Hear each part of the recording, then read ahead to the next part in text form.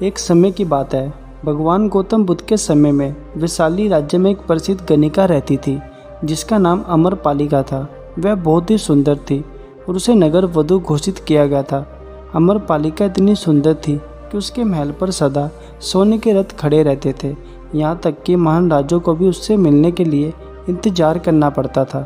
वह केवल एक वेश्या थी, लेकिन वह इतनी अमीर हो गई थी कि वह राज्य खरीद सकती थी।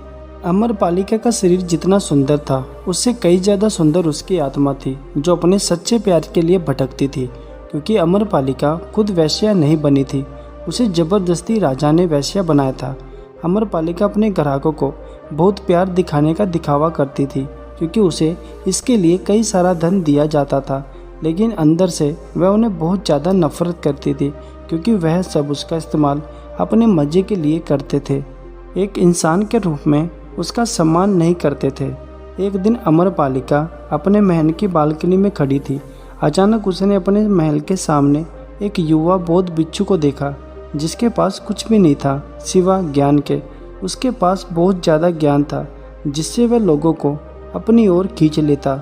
जब युवा बौद्ध बिच्छू ऊपर की ओर देख रहा था तो अमरपालिका भी उसे देख रही थी। युवा बौद्ध बिच्छू ने देखा और परिणाम किया। अमरपालिका उसे एक साथ देखती रही। पहली बार अमरपालिका के दिल में प्रेम पैदा हुआ था क्योंकि पहली बार किसी ने अमरपालिका को सम्मान की नज़र से देखा था। किसी ने पहली बार उसे इंसान होने का विश्वास दिलाया था।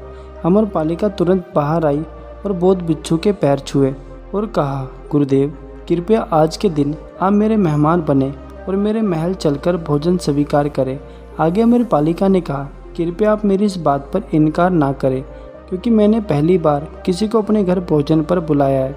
वैसे तो मुझे कई बार राजों के द्वारा बुलाया गया है, लेकिन यह मेरा पहला निमंत्रण है। युवा बौद्ध बिच्छू ने कहा, ठीक है, और वह घर चल पड़े और भोजन स्वीकार किया।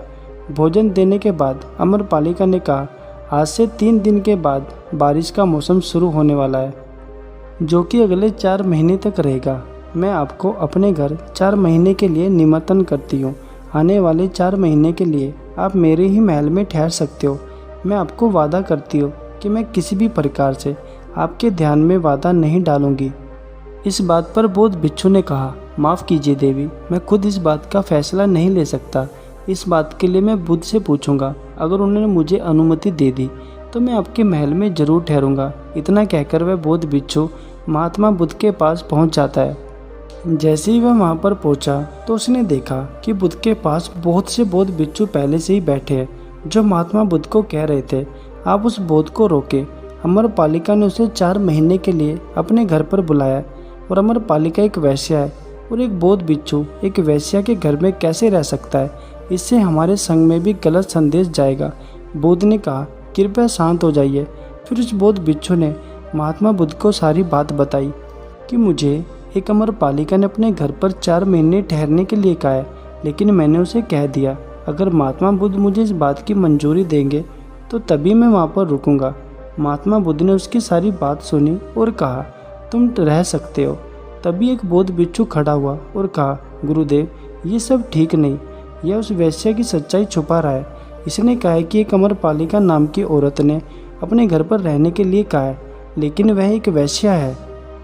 बुद्ध ने कहा, मैं जानता हूँ क्योंकि इसने वेश्या शब्द का प्रयोग नहीं किया है।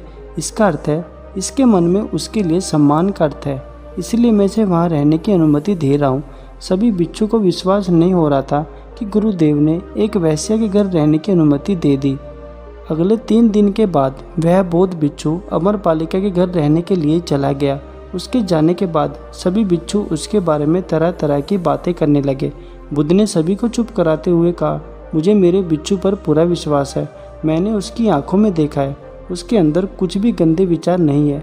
अगर उस बिच्छू का ध्यान गहरा होगा तो वो अमरपालिका के मन को जरूर बदल देगा, और अगर बौद्ध बिच्छू का ध्यान गहरा नहीं होगा तो अमरपालिका उसे एक दिन अपनी तरफ जरूर आकर्षित कर लेगी। यह एक सवाल है ध्यान और मानसिकता का, जिसका उत्तर हमें 4 महीने के बाद मिलेगा। वहाँ मौजूद सभी बिच्छुओं ने कहा कि महात्मा बुद्ध ने उस बिच्छू पर विश्वास कर ठीक नहीं किया क्योंकि वह एक युवा बिच्छू है और अमरपालिका बहुत ही सुंदर है। धीरे धीरे समय बीतता गया, फिर 4 महीने भी बीत गए। वह युवा बिच्छू वापस आया और उसके पीछे पीछे अमरपालिका भी आ गई। उस बिच्छू ने महात्मा बुद्ध से कहा, यह अमरपालिका है गुरुदेव, और कहा, यह एक अनोखी महिला है। यह केवल सुंदर ही नहीं बल्कि इसकी आत्मा भी इतनी ही सुंदर है जितनी आप कल्पना कर सकते हो। अमरपालिका ने बुद्ध के पैर छुए और कहा, जब मैंने पहली बार इस युवा बिच्छू को देखा था, जब से इससे प्रेम करने लगी। मैंने इस युद्ध बिच्छू को अपनी सुंदरता से कई बार आकर्षित करने की कोशिश की, लेकिन मैं पूरी तरह से असफल रही।